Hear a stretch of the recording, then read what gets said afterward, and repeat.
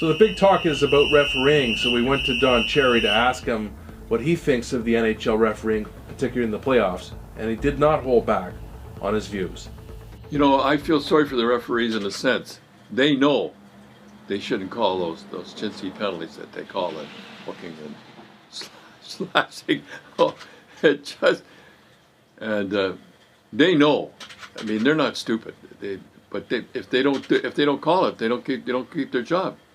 It's the same thing as the linesman. If they don't throw a certain, and it really kills me about the line, but he got me going on the face-offs. They said the players would learn. They're worse now than they ever were, and they're trying to speed the game up.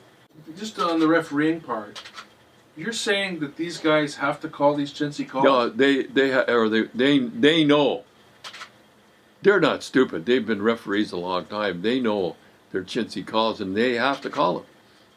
And but who says? I don't know who. Don't ask me. There's somebody, but they know, referees, and I feel sorry for them when they go over like slashing. I can almost read their mind what they're saying.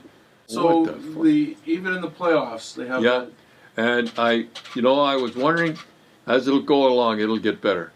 I hope so.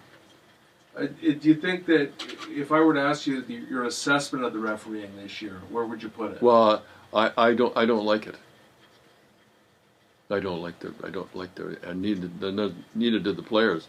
The players want to play. They don't. If you run a guy you run a guy head first to the boards, that's different. But they don't want those chintzy penalties.